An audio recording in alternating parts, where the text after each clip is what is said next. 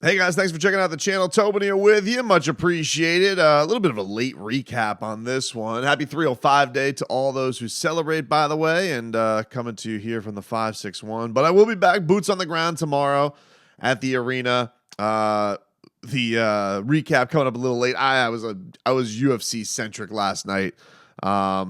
Between had the show tapped out. If you guys haven't checked it out, go check that out. Every Saturday night from 7 to 9 p.m. And also, Monster Card, John Jones coming back.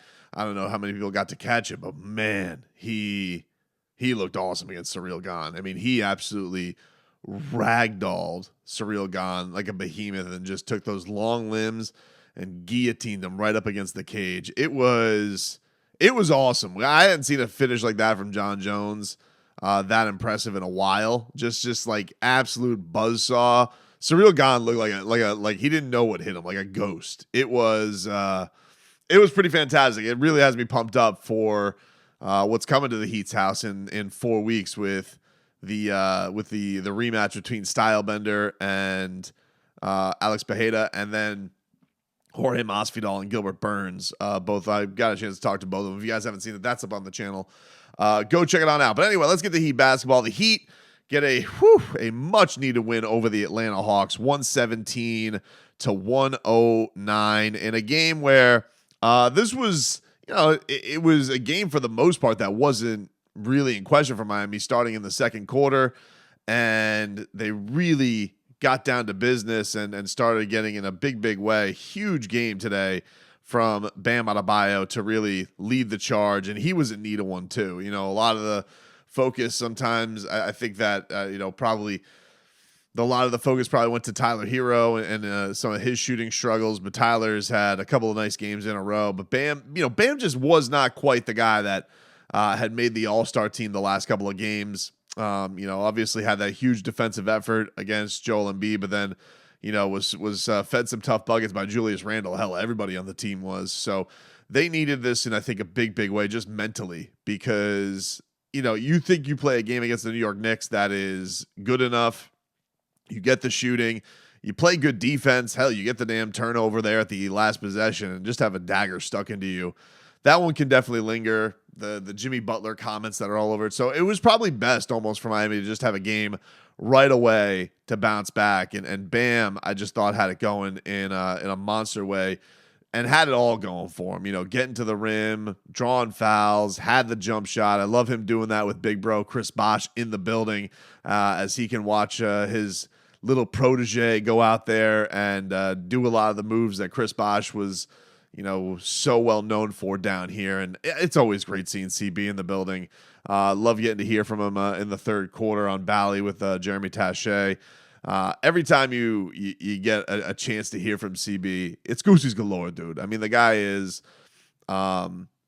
it was just such a key cog in that championship team for so many years, obviously, but the way that his career ended was just so unfortunate, so tragic. It just didn't even make sense. And you think about, what could have been. Would he still be playing today? Would he, probably getting to the point now where maybe, maybe he was winded down on him a little bit, but at the way the 3-point shot was developing, the way that he was going with taking that shot, you really felt like probably over the last few years, maybe not up to now, but like this guy would have been just such a great fit on this Heat team, would have been such a great fit into modern basketball.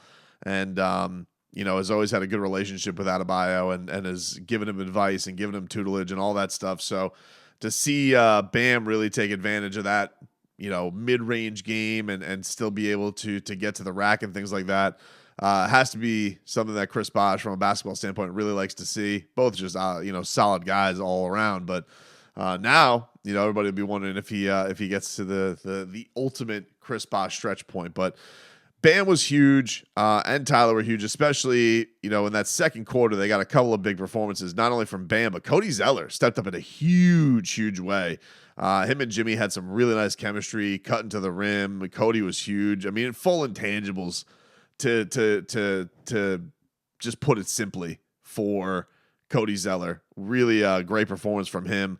And I loved any time that something would happen for the Hawks. One of the things that I do enjoy now, and I think that that's going to be fun, I love having the angst on Quinn Snyder's face be something in the Eastern Conference. You'd only get it like on a national TV treat every once in a while where you just see him, just hyperventilating. You could just see the anger seething on below with that one dangly hair that he has from that gorgeous, head of hair that he has. He's just the one that just kind of comes down Superman style, but it just looks infuriated, the one dangle. It makes him even look more upset. So really was a nice performance from Cody today, as they got some big stuff from him. That bench unit was big from him, and then from Caleb Martin, who really, I think, out of the maneuvering that they did with the starting lineup, that was, I think bringing Caleb to the bench has been one of the most solid additions to that second unit. It's not even like Caleb was having a bad year. He wasn't. He was actually, I think, playing pretty admirably. But this is his better role. That I think is very evident. And you had the big dagger moment at the end of the game with Jimmy getting the steal. I think the Jimmy Butler steal, the interception, getting into passing lanes, causing this, I think it's my favorite play that he does that the Heat have. I love when Jimmy Butler just snatches out of nowhere to cause disruption. It's my favorite thing that he does. He's so good at it. He reads everything. I asked Doc Rivers about this before the Sixers game, and he was talking about the idea of, Jimmy's just such a high IQ player and just knows that it looks like a gambling play, but for him it's not, because he just reads these things so much better than anybody else, because Jimmy refers to himself as a gambler. But he's got different rules than anybody else on the team. Spo doesn't just let anybody go and do that stuff willy-nilly, but Jimmy is allowed to take those chances, do big things, and come up with monster plays for Miami. And the other big thing out of this one in that fourth quarter where, it got a little dicey. Miami really got that lead up to, I think 21 was the highest that they got it to. And the Hawks were like cutting it to 5 multiple times in the fourth quarter. The good thing was Miami always just seemed to have a response.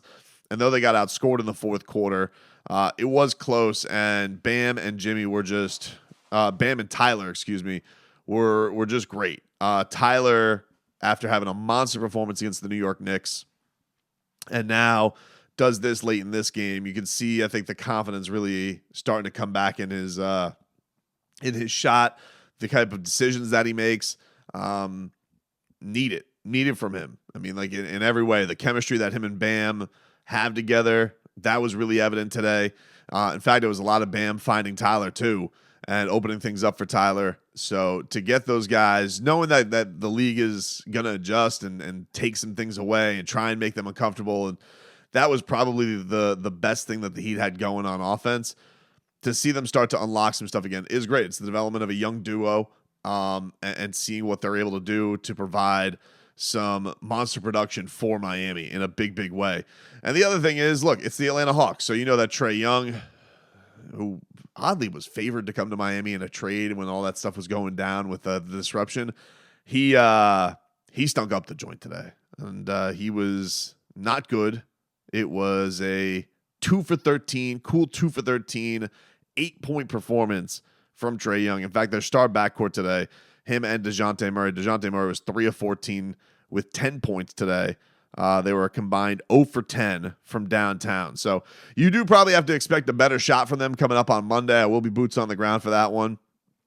But as far as tonight was concerned, listen, Trae Young goes into that building, and a lot of the times it can be a house of horrors for him. He has some tough goes every once in a while. And I thought this was much needed for Miami. It really, really was.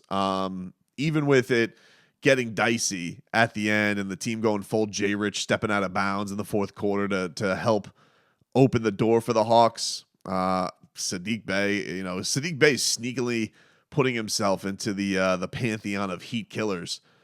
And Miami was still able to find a way and really rally from some of their best guys when things weren't necessarily going their way after everything was going their way early on.